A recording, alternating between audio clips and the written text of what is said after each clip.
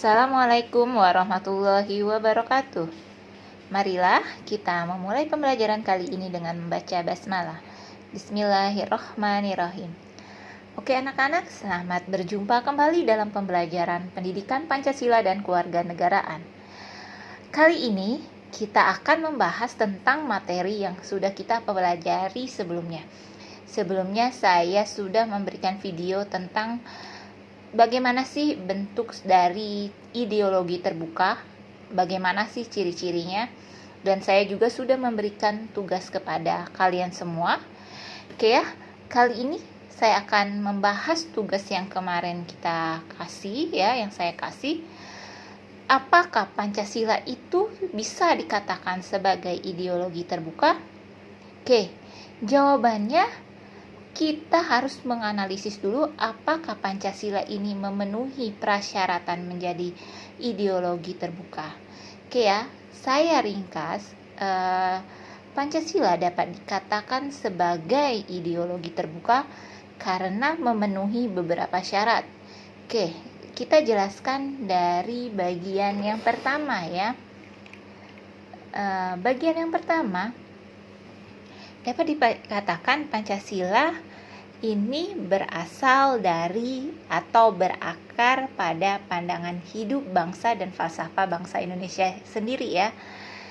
Nah, di sini Pancasila ini berakar dari bangsa ini, maksudnya nilai-nilai yang terkandung dalam Pancasila merupakan nilai-nilai lokal bangsa ini.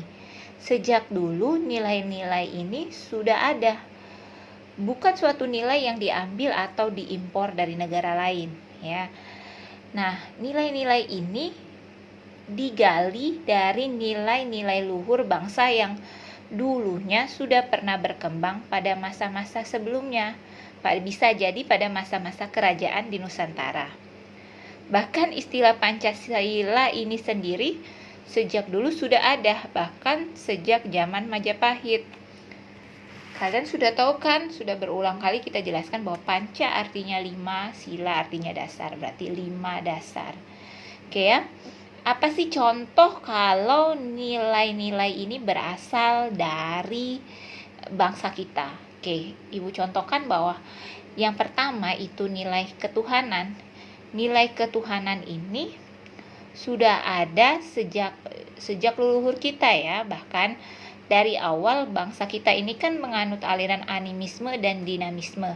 Di sini saja leluhur kita itu sudah percaya bahwa ada suatu kekuatan gaib yang tak kelihatan ya, yang mengatur bumi dan seisinya ini, dan mengatur dunia dan seisinya ini ya. Berarti tidak terjadi dengan sendirinya. Ada sesuatu yang mengaturnya ya. Kalau umat Islam yang mengakui bahwa Allah lah yang menciptakan, Maha menciptakan, bahwa Allah lah yang mengatur semuanya. Nah, jadi kita ulang lagi dari aliran animisme dan dinamisme. Kemudian leluhur kita ada yang menganut agama Hindu ya. Agama Hindu ini buktinya dengan apa? Dengan adanya candi-candi yang bercorak Hindu. Nah, kemudian di masa Sriwijaya juga ada yang menganut agama Buddha ya. Terus dilanjutkan dengan adanya agama Islam yang datang melalui perdagangan. Terus adanya agama yang lain ya, agama Kristen ya. Nah, tentu sejarah tentang masuknya agama-agama ini telah kalian pelajarin di pelajaran IPS ya. Nah, di sini di pelajaran PPKN ini saya cuma menjelaskan bahwa sudah dari sejak dulu nilai ketuhanan ini ada pada bangsa Indonesia. Nah, dari pengertian ini kita sadar bahwa Pancasila ini memenuhi prasyarat menjadi ideologi yang terbuka karena berasal dan berakar dari bangsa kita sendiri, yaitu bangsa Indonesia. Oke, kemudian persyaratan kedua untuk dikatakan sebagai ideologi terbuka, Pancasila itu harus dapat berkembang sesuai zaman. Oke ya. Nah, nilai-nilai Pancasila ini tidak berubah namun pelaksanaannya disesuaikan dengan kebutuhan dan tantangan nyata yang kita hadapi dalam setiap waktu. Oke ya, kita menghadapi berbagai era. Nah, salah satunya sekarang kita ini dihadapkan dengan masa di mana seluruh wilayah di muka bumi ini terjadi pandemi, yaitu pandemi COVID-19. Nah, di sini saya akan membahas tentang nilai kemanusiaan. Bagaimana sih kok nilai kemanusiaan ini dapat berkembang sesuai zaman atau sesuai dengan kebutuhan zaman. Nah, nilai kemanusiaan ini kan nilai yang mengutamakan hati nurani ya. Kita lihat saat ini mungkin Indonesia ini sedang banyak pandemi COVID-19 ya. Sedang banyak-banyaknya terjadi kasus COVID. Nah, tapi nilai kemanusiaan ini tidak hilang. Saya pernah dengar bahwa tingkat orang yang memberikan sumbangan kemanusiaan itu bertambah. Jumlah orang yang care, peduli itu bertambah. Walaupun jumlah uang yang disumbangkannya itu tidak terlalu banyak, tidak banyak seperti biasanya. Ya mungkin saja ya, karena memang mau tidak mau perekonomian Indonesia ini ikut terpengaruh dengan adanya pandemi COVID-19 ini. Tapi hal ini menunjukkan bahwa nilai kemanusiaan pada masyarakat Indonesia ini, nilai kemanusiaan yang ditanamkan melalui Pancasila ini masih ada ya, walaupun kita dihadapkan dengan tantangan ekonomi, tantangan kesehatan. Nah, di sini berarti Pancasila itu nilai-nilainya bisa dikatakan bahwa memenuhi persyaratan sebagai ideologi terbuka. Kalau yang pertama tadi Pancasila berakar dari bangsa kita, yang kedua ini Pancasila ini dapat senantiasa berinteraksi dengan perkembangan zaman.